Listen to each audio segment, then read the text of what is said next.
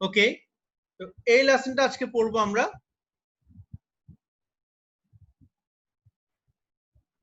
Unit 12 piece and কনফ্লিক্টের প্রথম লেসনটা আমরা পড়ছি না, এখানে দুটো পয়েম আছে, এই পয়েমটা আমরা পরে পড়বো। আমরা সরাসরি চলে যাচ্ছি লেসন 2 তে, এবং লেসন 2 শেষ করার পর পড়বো লেসন 5। এই দুটো লেসন একটার সাথে একটা সম্পর্কযুক্ত, এই দুটো পড়ার পর তারপর অন্যান্য লেসনগুলো আমরা পড়বো।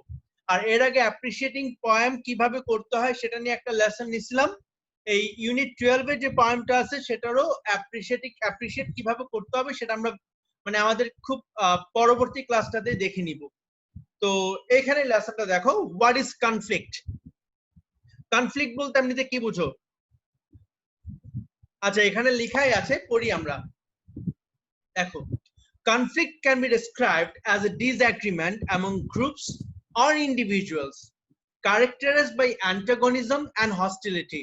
তাহলে কনফ্লিক্টকে আমরা বর্ণনা করতে পারি একটা ডিসএগ্রিমেন্ট হিসেবে, যেটা গ্রুপে গ্রুপে হয়ে থাকে বা ব্যক্তিতে ব্যক্তিতে হয়ে থাকে, এবং এটার একটা ফিচার আছে, সেটা হচ্ছে এটার ভিতরে একটা কি অ্যান্টাগনিজম বা হস্টিলিটি থাকবে, একটা শত্রু ভাবাপন্নতা থাকবে।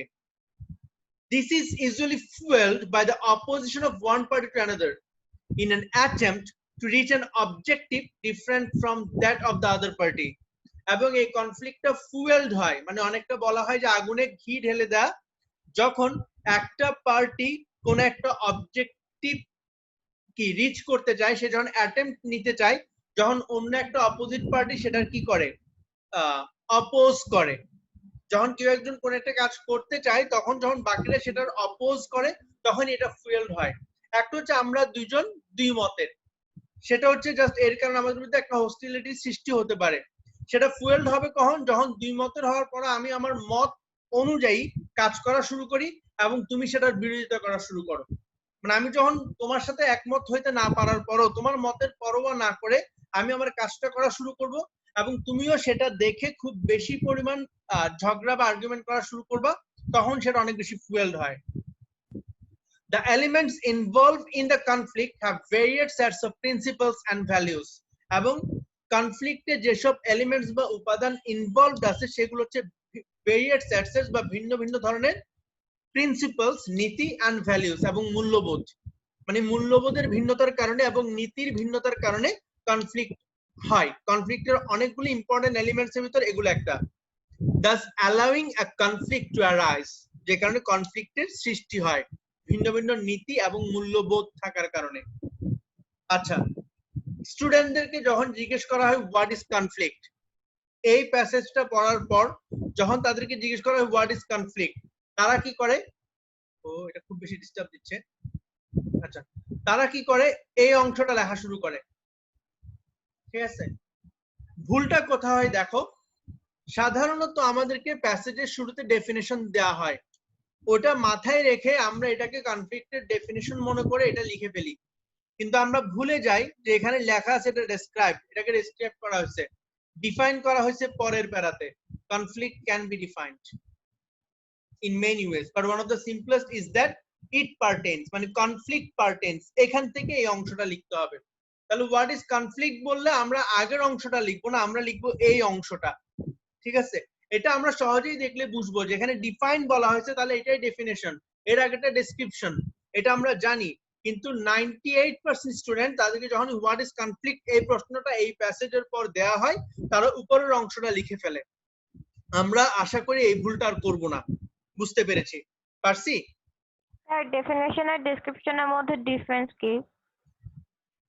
ডেফিনেশন আর ডেসক্রিপশনের মধ্যে ডিফারেন্স হলো, এই যে আমি উপন্যাসের সংজ্ঞাটা বলছিলাম, ধরে এরকম গ্রন্থকারের ব্যক্তিগত জীবন দর্শন ও জীবনানুভূতি কোনো বাস্তব কাহিনীকে অবলম্বন করে যে বর্ণনাত্মক শিল্পকর্ম রূপায়িত হয় তাকে উপন্যাস বলে। মানে এটা হচ্ছে স্ট্যান্ডার্ড ল্যাঙ্গুয়েজ ব্যবহার করে সবচাইতে সংক্ষিপ্ত সেন্টেন্সে কথাটার সবকিছু তুলে নিয়ে আসা, এটা হচ্ছে ডেফিনেশন। আর ডেসক্রিপশন হচ্ছে এভাবে বললে একটা ছোট বাচ্চা বা একটা 6 বা 7 এর বাচ্চা তো বুঝবে না, তাকে জিনিসটা ভেঙে ভেঙে বলা। তাহলে একই জিনিস, কিন্তু ডেফিনেশন হচ্ছে সেটাকে স্ট্যান্ডার্ড ভাষায় সবার জন্য সংক্ষিপ্ত ওয়েতে তুলে ধরা, আর ডেসক্রিপশন হচ্ছে সেটাকেই এক্সপ্লেন করে বাকিদেরকে বুঝিয়ে দেওয়া যারা স্ট্যান্ডার্ড ফর্মটা বুঝবে না। বুঝতে পারছি? জি স্যার। আশা করি পারছি। হ্যাঁ, তাহলে conflict can be defined in many ways, conflict অনেক ভাবে ডিফাইন করা যাবে, but one of the simplest is that, কিন্তু অন্যতম সিম্পল যে ওয়ে সেটা হলো ইট পার্টেন্স মানে গঠিত, কনসিস্ট অফ এর আরেকটা সিনোনিম হচ্ছে পার্টেন্স। তাহলে it pertains to the opposing ideas and actions of different entities. তাহলে এটা কি নিয়ে গঠিত? এখানে অপোজিং আইডিয়াস, অপোজিট ধ্যান ধারণা থাকে, and action of different entities. Entity হচ্ছে ইন্ডিভিজুয়ালের একটা সিনোনিম, ইন্ডিভিজুয়ালের সিনোনিম হচ্ছে এন্টিটি, মানে ভিন্ন ভিন্ন ব্যক্তি সত্তার ভিন্ন ভিন্ন কার্যক্রম এবং আইডিয়ার অপোজিশন থাকা হচ্ছে কনফ্লিক্টে। কনফ্লিক্টে কি থাকে? ভিন্ন ভিন্ন ব্যক্তি সত্তার কার্যক্রম এবং তাদের অপোজিট আইডিয়াস থাকে, এবং অপোজিট আইডিয়াস এবং অপোজিট অ্যাকশন থাকার কারণে কি হয়? Resulting in an antagonistic state, একটা অ্যান্টাগনিস্টিক বা শত্রু ভাবাপন্ন স্টেটের সৃষ্টি হয়। Conflict is an inevitable part of life, জীবনের একটা অবশ্যম্ভাবী পার্ট হচ্ছে conflict. All of us possesses our own opinions, ideas and sets of beliefs. আমাদের নিজস্ব অপিনিয়ন থাকে, আইডিয়াস থাকে এবং নিজস্ব বিশ্বাস থাকে। We have our own ways of looking at things. কোন একটা জিনিসের দিকে তাকানোর আমাদের নিজস্ব দৃষ্টিভঙ্গি থাকে, and we act according to what we think is proper. এবং আমরা সেভাবেই আমাদের কার্যক্রমটা চালাই যেভাবে আমরা সেটাকে প্রপার মনে করি বা সঠিক মনে করি। Hence, তথাপি we often find ourselves in conflict in different scenarios. ভিন্ন ভিন্ন পরিস্থিতিতে বা দৃশ্যতে, এখানে পরিস্থিতি বললেই ভালো, আমরা প্রায় আমাদেরকে কিসে পাই? একটা কনফ্লিক্টের ভেতর পাই। এই যে এখানে একটা ওয়ার্ড আছে অফেন, এই অফেন শব্দটাকে কেউ যদি অফটেন উচ্চারণ করে তাও শুদ্ধ, ঠিক আছে? এটা অফেনও শুদ্ধ, এটা অফটেনও শুদ্ধ। অনেক টিচার দেখবা, বা অনেক বিশেষ করে ইয়াং টিচার যারা, দ্যাট মিনস যারা মাত্র অনার্স করতেছে বা মাস্টার্স করতেছে, এখনো মাস্টার্স শেষ করেনি, তাদের ভিতর দেখবা যে একটা খুব বড় ধরনের একটা ব্যাপার থাকে, সেটা হচ্ছে আমেরিকান ইংলিশ বা ব্রিটিশ ইংলিশ। আমেরিকান যে অ্যাকসেন্ট, ব্রিটিশ যে অ্যাকসেন্ট, সেটা পুরোপুরি ফলো করার তাদের মতামত থাকে যে আমার মানে অ্যাকসেন্টটা ধরতে হবে, তো নাহলে সেটা ইংলিশ কোত্থেকে হলো। এটা অনেকের ভিতর থাকে, মাথায় রাখবা সেটা ইম্পর্টেন্ট না। ইম্পর্টেন্ট হচ্ছে তোমার প্রোনাউন্সিয়েশনটা অ্যাপ্রোপ্রিয়েট হইতে হবে, তোমার সেন্টেন্সটা গ্রামাটিক্যালি অ্যাকুরেট হইতে হবে, তোমার ফ্লুয়েন্সি থাকতে হবে। যেমন ইংরেজি হচ্ছে ব্রিটিশদের, কিন্তু এখন আমেরিকান ইংলিশও চলে আসছে, অস্ট্রেলিয়ান ইংলিশও চলে আসছে। তো ওরা আমেরিকানরা ব্রিটিশদের কাছে মাথা নত না করে তারা যেভাবে বলে সেভাবে বলে গেছে, দেখেই সেটা এক পর্যায়ে গিয়ে আমেরিকান ইংলিশ হলো। অস্ট্রেলিয়ানরা যেভাবে বলে সেভাবে বলে গেছে, দেখেই সেটা অস্ট্রেলিয়ান ইংলিশ হলো। তাহলে ইন্ডিয়ান ইংলিশ হতে সমস্যা কোথায়? কোনো সমস্যা নাই। আমার প্রোনাউন্সিয়েশন যদি অ্যাপ্রোপ্রিয়েট হয়, আমার ফ্লুয়েন্সি যদি অ্যাপ্রোপ্রিয়েট হয়, এবং আমি যদি গ্রামাটিক্যালি অ্যাকুরেট হয়ে থাকি, অ্যাকসেন্ট কোনো ম্যাটার না, ঠিক আছে? তবে প্রোনাউন্সিয়েশন, ফ্লুয়েন্সি এবং গ্রামাটিক্যাল অ্যাকুরেসি এগুলো 100% থাকতে হবে। তো এই ক্ষেত্রে অনেকেই অফেন বলে, যেটা ব্রিটিশ, অনেকে অফটেন বলে, সেটা অস্ট্রেলিয়ান, এবং এটা আমেরিকানরাও অফটেন দুটোর মাঝখানে থাকে, এটা সমস্যা না। তো কেউ যদি অফটেন বলে সেটা ভুল না, সেটাও শুদ্ধ। We often find ourselves in conflict. আমরা কনফ্লিক্টে পাই in different scenarios, বিভিন্ন পরিস্থিতিতে। কেন? কারণ আমাদের নিজস্ব কিছু চিন্তা ভাবনা থাকে। It may involve other individuals, এই কনফ্লিক্ট হতে পারে অন্য কোনো ব্যক্তির সাথে, groups of people, একটা গ্রুপের সাথে, or struggle within our own selves, অথবা নিজের সাথে, ডাক্তার হব না ইঞ্জিনিয়ার হব, ঠিক আছে? নিজের ভিতরে কি থাকে? একটা স্ট্রাগল থাকে। Consequently, ফলস্বরূপ, conflict influences our actions and decisions in one way or another. কনফ্লিক্টটা কোনো না কোনো ভাবে আমাদের কার্যক্রম বা আমাদের সিদ্ধান্তকে কি করে? ইনফ্লুয়েন্স বা প্রভাবান্বিত করে, আমরা প্রভাবিত হই কনফ্লিক্ট দ্বারা। দেন হচ্ছে এরপর, হ্যাঁ, কনফ্লিক্ট কামস ন্যাচারালি, এটা একটা ন্যাচারাল প্রসেস, এটা আসবেই। The clashing of thoughts and ideas is a part of the human experience. তুমি যদি হিউম্যান হয়ে থাকো, তোমার এটা খুব কমন একটা এক্সপেরিয়েন্স, তোমার নিজের আইডিয়া এবং থটের ভিতরে কি একটা ক্ল্যাশ। গ্রামের বাড়িতে আর 2 দিন বেশি থেকে আসবো না এখনই গিয়ে স্টাডি করা শুরু করব, এটা কনফ্লিক্ট। এটা খুব কমন। ঈদে বাড়িতে যাব না এখানে বন্ধুদের সাথে করব, কনফ্লিক্ট আসে। তো এটা খুব ন্যাচারাল একটা human experience. It is true that it can be destructive if left uncontrolled. যদি তোমার কনফ্লিক্টিং এর ব্যাপারটা তুমি কন্ট্রোল করতে না পারো, এটা খুব ডিস্ট্রাকটিভ হবে, এটা খুব ক্ষতিকর হবে। However, it shouldn't be seen as something that can only cause negative things to transpire. এটাকে এমন ভাবে দেখা উচিত নয় যেটা শুধুমাত্র নেগেটিভ জিনিস ঘটায়। It is a way to come up with more meaningful realizations. এটা হচ্ছে আরো বেশি meaningful realization নিয়ে আসা, that can certainly be helpful to the individuals involved. যেটা যেসব ব্যক্তিবর্গ এখানে ইনভলভ তাদের জন্য অনেক বেশি হেল্পফুল হবে। যখন গ্রুপে গ্রুপে কোনো একটা কনফ্লিক্ট হবে, কনফ্লিক্ট মানেই কিন্তু ঝগড়া করা নয়, কনফ্লিক্ট মানে হচ্ছে ডিবেট, সহজ কথা। এবং ডিবেটের মাধ্যমে আমরা কিন্তু অ্যাপ্রোপ্রিয়েট ডিসিশনে পৌঁছাতে পারবো। আমি যা চিন্তা করতেছি সেটা যে সবসময় সঠিক হবে তা না, কিন্তু আমার বন্ধু যেটা চিন্তা করছে সেটাও সঠিক না। কিন্তু দুইজন যখন আলোচনা করব, আমার খারাপ দিকগুলো সে তুলে ধরবে, তার ডিসিশনের খারাপ দিকগুলো আমি তুলে ধরলাম, দুইজন মিলে অ্যাপ্রোপ্রিয়েট কোন একটা সিদ্ধান্তে পৌঁছাতে পারলাম।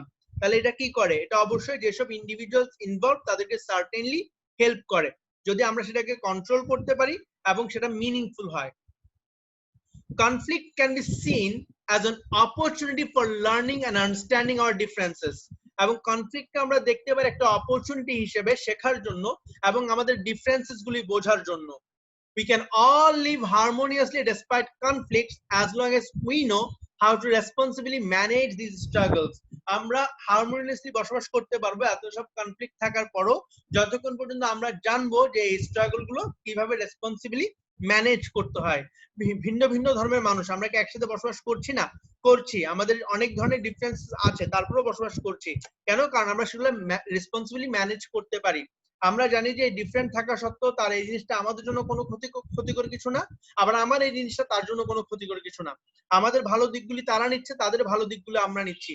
এইভাবে করেই কনফ্লিক্ট থাকার পরও আমরা একই সাথে হারমোনিয়াসলি বসবাস করতে পারি এবং নিজেদের লাইফ স্টাইলটাকে অনেক বেশি ডেভেলপ করতে পারি। এতটুকু পর্যন্ত বুঝছি কিনা? ওমা স্যার। জি ঠিক স্যার। আছে, ওকে, বুঝতে পারছি। দেন এরপর এটা খুব সহজ, এটা এমনিতেই বুঝবা। Causes and types of conflict. এখানে দুই ধরনের আছে, দেখো ক্লাসিফিকেশন দুই ধরনের দিচ্ছে। প্রথমে দিল যেটা সেক্ষেত্রে 3 ভাগ, আবার পরে যেটা দিচ্ছে সেক্ষেত্রে 4 ভাগ। প্রথম 3 ভাগটা কি কি দেখো। According to an American psychologist, conflicts are basically of 3 types arising out of 3 different causes. তিনটা ডিফারেন্ট কারণে 3 ধরনের কনফ্লিক্ট হয়। একটা হলো economic conflict, resources are limited and so groups or individuals come into conflict with each other to possess as much of these resources as possible, thus bringing forth hostile behaviors among those involved. যেমন যারা বিকাশ use করে তারা নগদের বদনাম করে, যারা নগদ use করে তারা রকেটের বদনাম করে। কেন? কারণ তাদের ইনকামের সিস্টেমটা একই রকম। কোনো কারণে যদি অনলাইন শপ খোলা হয়, যদি দুইটাই ড্রেসের হয়, সেক্ষেত্রে বদনাম চলে, এটা কমন। যেমন আমি একটা কমন এক্সাম্পল দেই, আমাদের দেশে 2 ধরনের ডিওটিন, 2টা কোম্পানির ডিওটিন সবচেয়ে বেশি জনপ্রিয়। একটা হচ্ছে মুরগি মার্কা ডিওটিন, একটা হচ্ছে মানে KY স্টিল মিলস এর মুরগি মার্কা ডিওটিন, আর একটা হচ্ছে গরু মার্কা ডিওটিন। এগুলো তো দেখছো না? জি স্যার। হ্যাঁ, তো এখানে তোমার খুব কমন একটা অ্যাড ছিল, এটা হচ্ছে মুরগি মার্কা ডিওটিন বের করছে। সেটা হচ্ছে একটা গরু এসে একটা টিনে মারছে, টিনটা ভেঙে গেছে। পরে এলাকার চেয়ারম্যানের বাড়িতে ওই গরুটাকে নিয়ে গেছে। এলাকার চেয়ারম্যানের বাড়িতে যখন গরুটা টিনটাকে মারছে, গরু ব্যথা পাইছে, টিনের কিছু হয় নাই। তখন চেয়ারম্যান কি বলে? এটা মুরগি মার্কা ডিওটিন, তোর গরুর গুথায় কিচ্ছু হবে না। এটা অ্যাকচুয়ালি সে কি করছে? গরুর গুথায় বলতে গরুকে বুঝায় নাই, গরু মার্কা ডিওটিন আমাদের সাথে টেক্কা দিতে পারবে না, এটাই বুঝাইছে।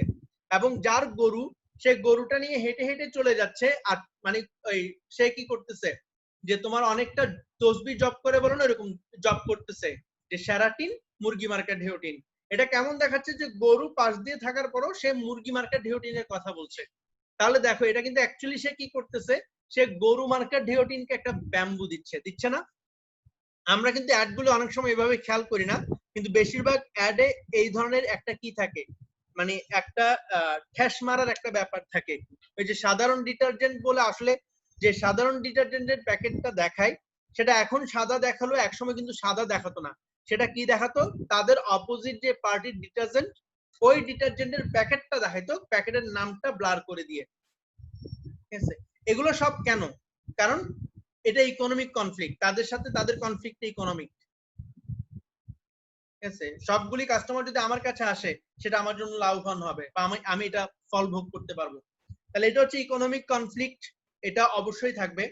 দেন হচ্ছে ভ্যালিউ কনফ্লিক্ট। ভ্যালিউ কনফ্লিক্টটা কোন রকম?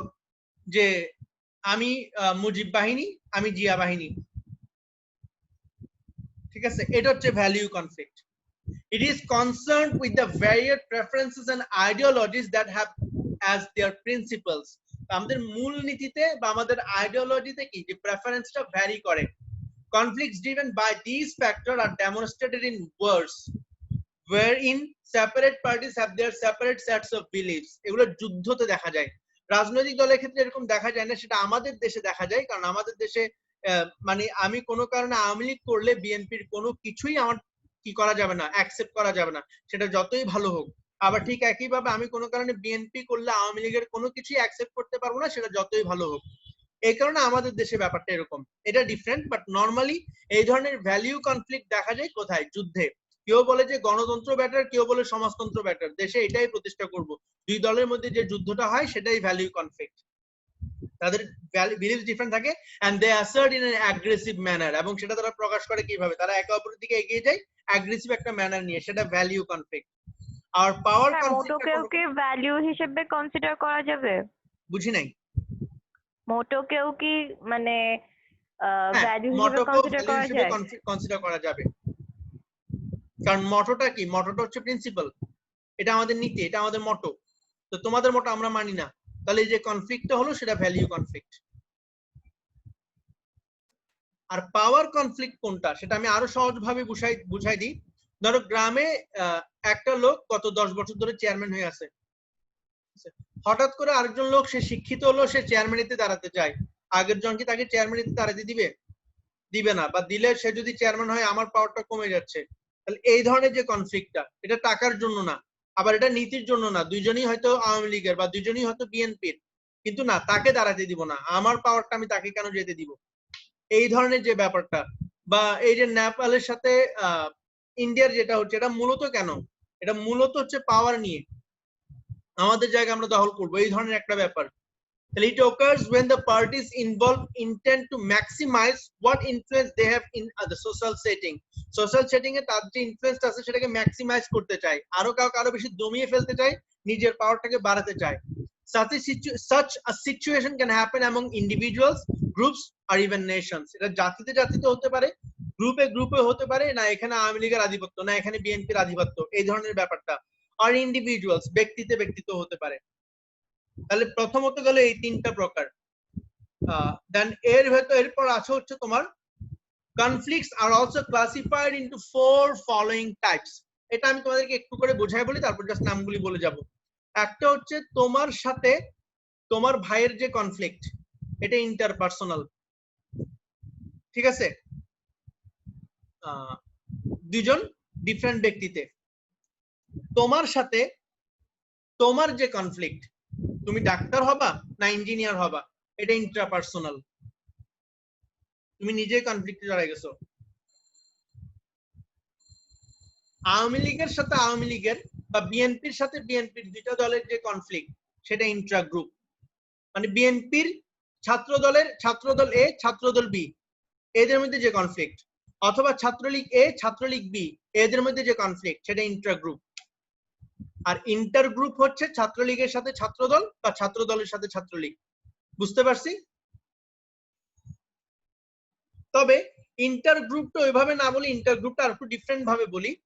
ইন্ট্রা গ্রুপ হচ্ছে, ধরো তোমাদেরকে আমি এখন এখানে 3জন 4জন তোমরা আসো, ধরো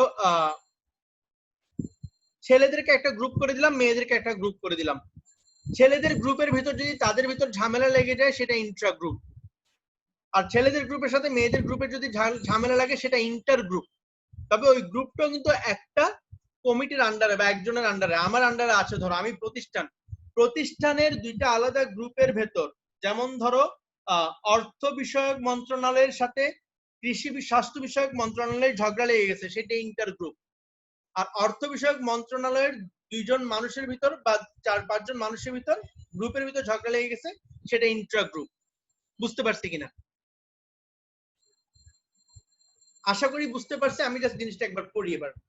Interpersonal conflict. This type of conflict refers to a conflict between two individuals.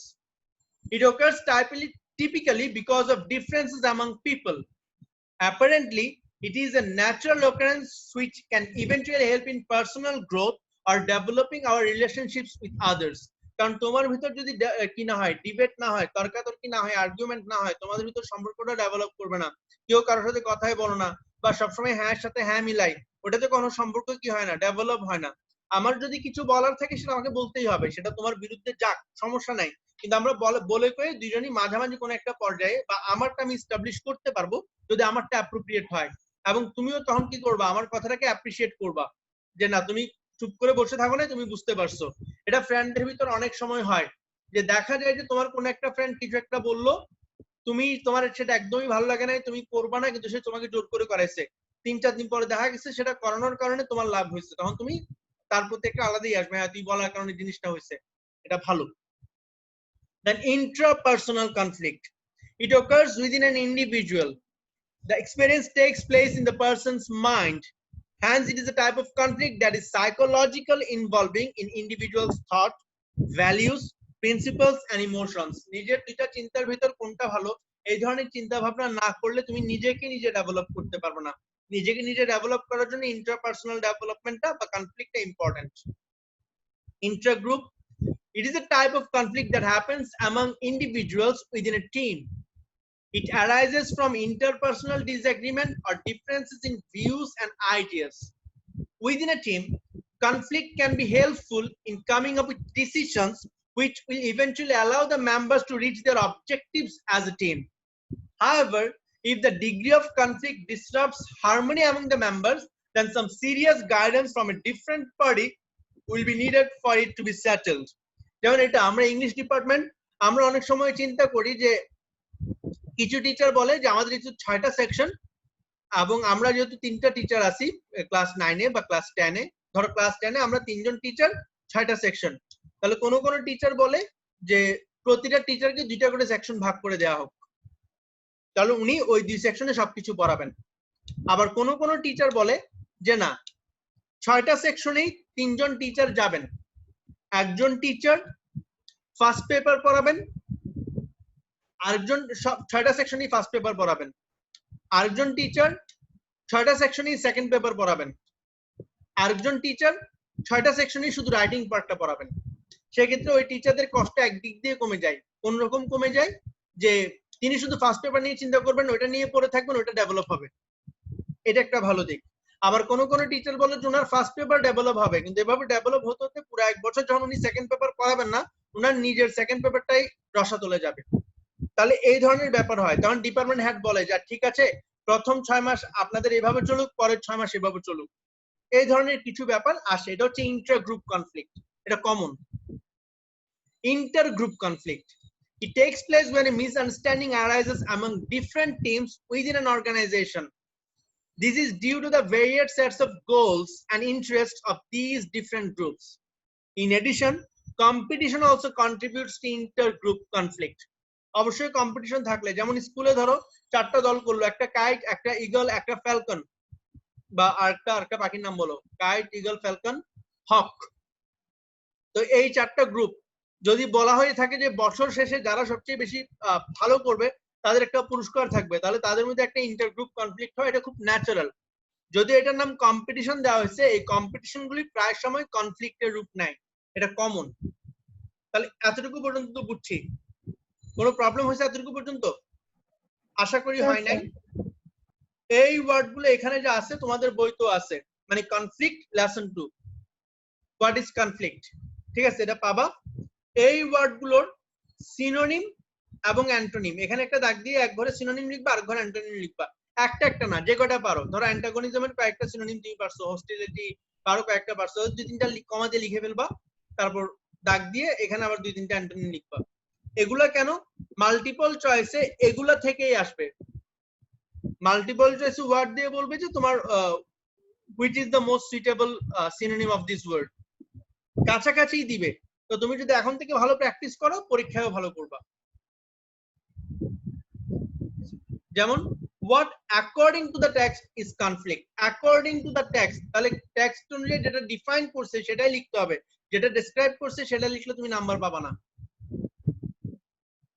যেটা ডিফাইন করছে সেটা লিখতে হবে, ডেসক্রাইব করলে তোমাকে 2 এ 2 দিবে না, 1 দিবে। তাহলে এরকম আমরা নাম্বার হারাই ফেলি, ঠিক আছে। তারপর conflict can be defined as set of value বলতে পারি আমরা, বা এখানে আর কোনো ওয়ার্ড আছে কিনা দেখো।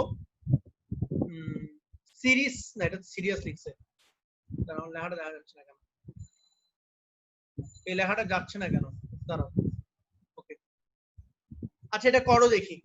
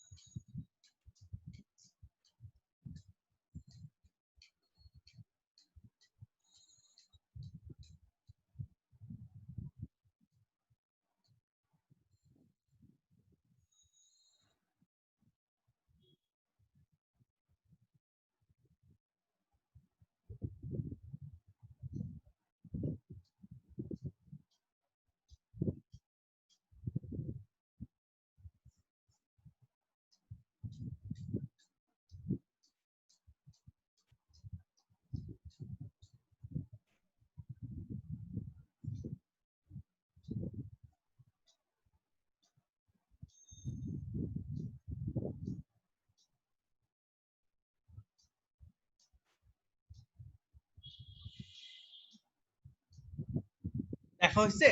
দেখা হলে বলিও।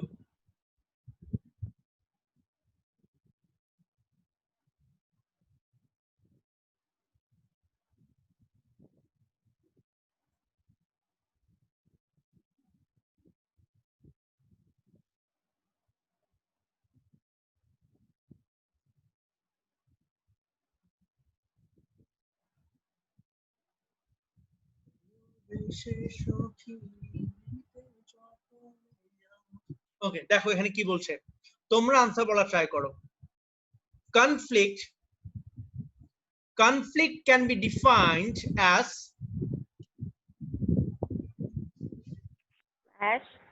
clash, yes, clash of value and ideas among other things, and the most serious form of conflict is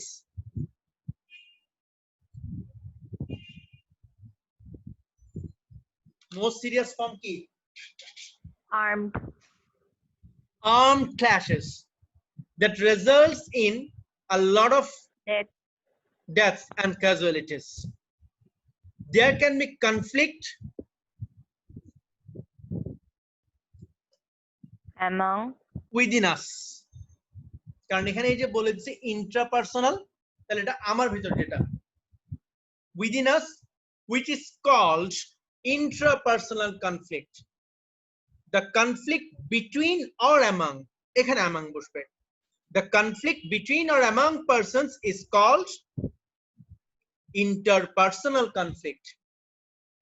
Constraints of economic natural resources is also a cause of conflict, and it is known as economic conflict. Natural resource তো হবে না, তার আমি ভুল বলছি, কারণ number লাস্টে conflict is a very natural phenomenon দিতে হবে, তাই না? আর কোনো অর্থ নাই, conflict is a very natural phenomenon নাকি, but sometimes it takes serious forms. তাহলে ওখানে আমি একটু চেঞ্জ হবে, the constraints of dash resources,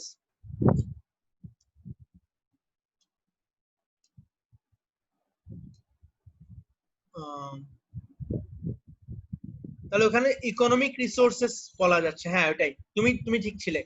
The constraints of economic resources is also a cause of conflict and it is known as resource conflict. কিন্তু ওরা তো resource conflict বলতে কিছু বলে না, ওরা ইকোনমিক কনফ্লিক্ট বলছে। ওখানে ইকোনমিক কনফ্লিক্ট হবে, তাহলে এটা কি হবে?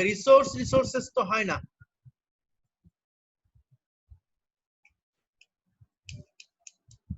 তার আগে আমি আরেকবার পড়ি, হ্যাঁ, একসাথে দেখি।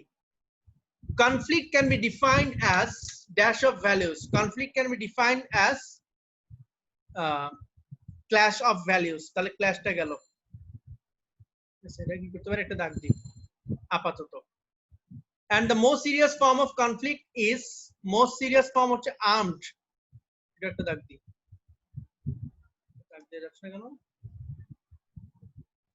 Armed clashes that results in lot of deaths and casualties. There can be conflict within us.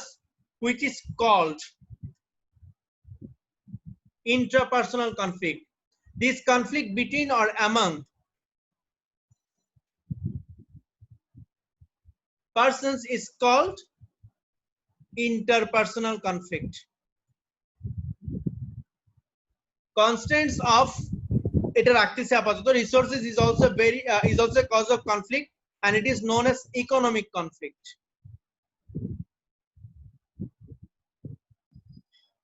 It is known as economic conflict. Conflict is a very একটা পুলিশ হয় না, এটা শুধু এটাই হবে। Economic conflict is a very